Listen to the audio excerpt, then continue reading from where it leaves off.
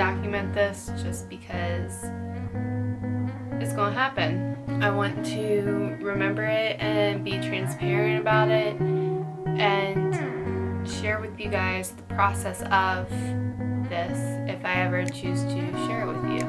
And about 2 weeks ago, I made the decision that I'm going to get a breast augmentation. So today is February 26th, and we drove 3.5 hours one way to have a consult with my doctor. Basically, we went and he did measurements on me right now, and then we tried on a whole bunch of implants, and from the sounds of it, we have the profile and the size that we want to go. So surgery day is now set up for April 14th at 09:45 in the morning. I'm pretty excited. I'm actually not as anxious about it as I thought I would be.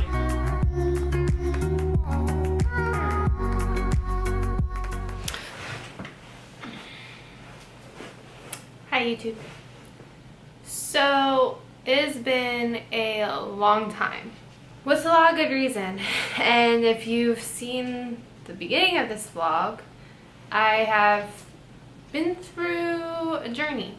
I decided back in February officially that I was going to have a breast augmentation, and my intention was to keep recording the whole story. So I recorded the day I made my decision, when I went for my consult. The first time it was postponed, and then because my initial surgery date was April 14th, then it got postponed to May 14th, and then it was postponed to like May 21st, and my official surgery date was May 22nd, and it is today June 4th. So I am about 8-9 days post-op. So I've been getting a lot of questions, and I kind of want to record from here on out my healing journey. We're just over a week post-op, so I wanted to talk more about the process of leading up to and that whole first week of recovery.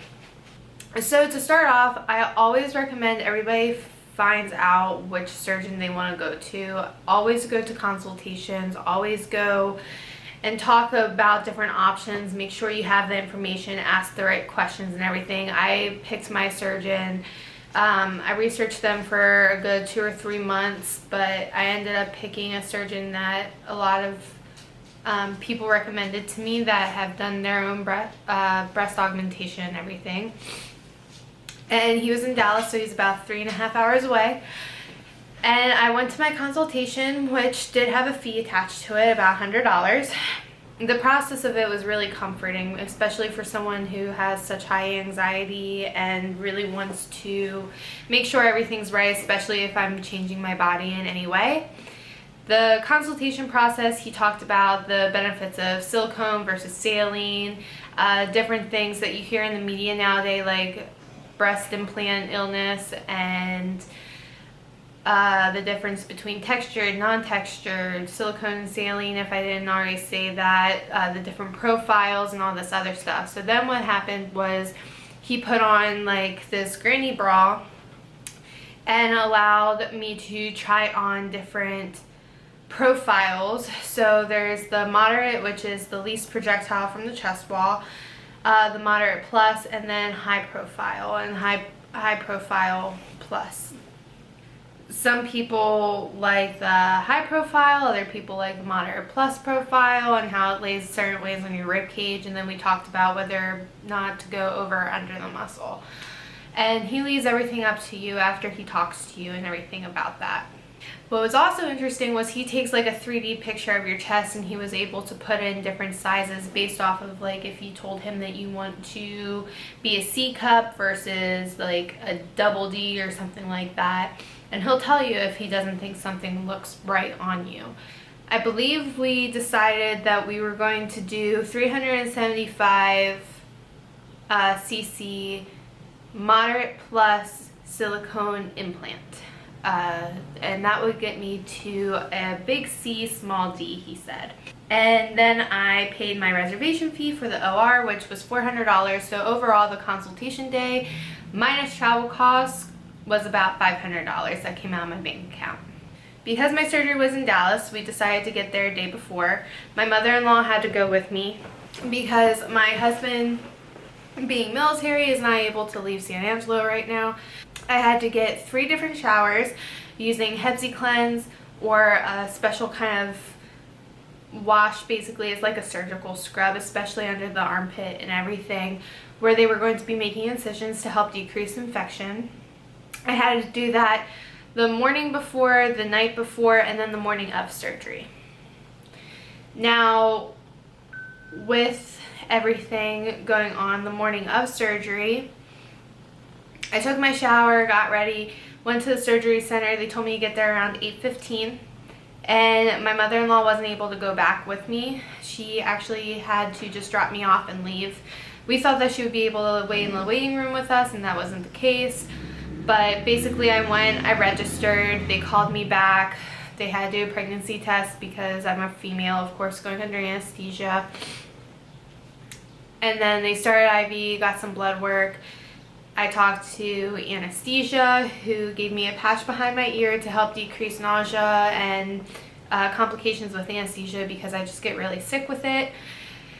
And I met with the nurses, and then my doctor came in with his students, and they marked my chest. And I think after everything was said and done, I like had a good hour, 2-hour nap or something like that. But I think after everything was said and done, I was taken back to the OR around 10:30, 11 o'clock. And I remember them pushing the Versed on the way to the OR, and I remember transferring over into the bed. And the next thing I knew, I was waking up in recovery. I was a little bit nauseous, so they gave me some Zofran, but other than that, I had bandages and ice, and I was good to go. So I went back to the hotel room, and I slept a little bit. And then Wednesday, or the day after surgery, we ended up following up with my doctor in his office, and they gave me a special bra and this band that you see that I have to wear 24/7. The night of surgery, I was surprisingly, so I went under the muscle and through my armpit, and surprisingly, I was not in as much pain as I thought I was going to be. I definitely took the muscle relaxer that they prescribed me, and I think my mother-in-law gave me a Norco just to help me sleep throughout the night, because you don't realize how much chest you use to actually sit up, and I was trying to get up by myself a lot. And there was that. And then Wednesday we made the drive back home to San Angelo, and they dropped me off and went back home to Austin.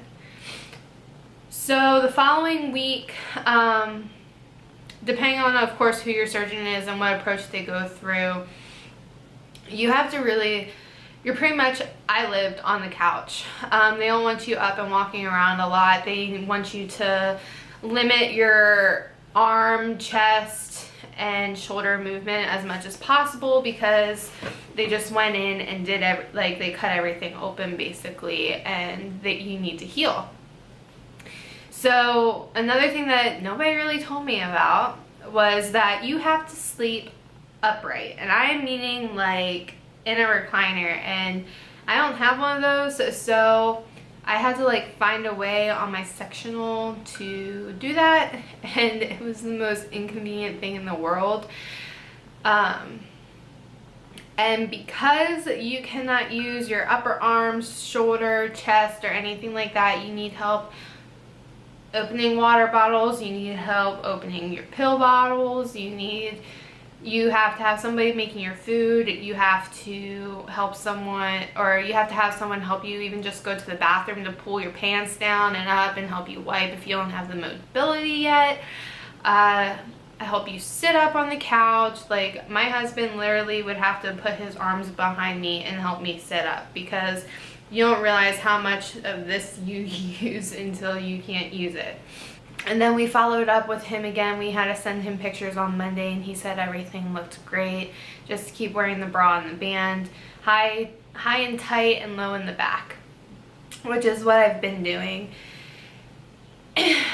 As of right now, I am back at work. I went back to work yesterday for my first shift. I still am very limited in my movement. You can only T-Rex arms, so they recommend keeping your elbow into your side, and this is pretty much your movement. You can go like this a little bit, but that's it. It's really hard to get dressed in something that pulls over your head, so I've pretty much been living in zip-up hoodies and tank tops as well. I can now put on my own pants though. I'm very limited at work. You don't realize how much you use your chest to like spike IV bags or like put together blood pressure cuffs and everything like that, you know, and you can't really lift patients. I'm not supposed to be doing chest compressions, but if somebody comes in dead, you know, I'm going to do it. I can't lift or pull more than 10 pounds technically, but other than that, that's it. Like I said, I ended up going through my armpit and under the muscle. I still have full functioning muscles on my chest. And my armpit, basically what they do is they glued the incision shut and put steri strips over it. My steri strips actually fell off last night. And they were disgusting, like they stunk. But when you can't shower or wash underneath of your armpits, you know, like what else do you expect? And other than that, like I haven't really been in much pain. Like I said, I only take the muscle relaxer at night to sleep, and I might actually try weaning myself off of that because a full one makes me drowsy and I want to sleep until like 1, 2 o'clock in the afternoon still. And I'm now able to lay flat in when I sleep. I don't lay completely flat though because it feels, I can't sleep completely flat. I usually always had to sleep on my side, but I'm not allowed to do that. So I still do sleep elevated a little bit, and it's easier for me to get up out of bed because I'm technically not allowed to push down on my arms. Overall cost, a lot of people had questions about that as well. And I will tell you, it was a pretty penny. My overall cost after the consultation fee and the OR fee was $7,550. And that, of course, determines on your surgeon, what the facility fee costs, and like what kind of implant you get and the size that you get as well.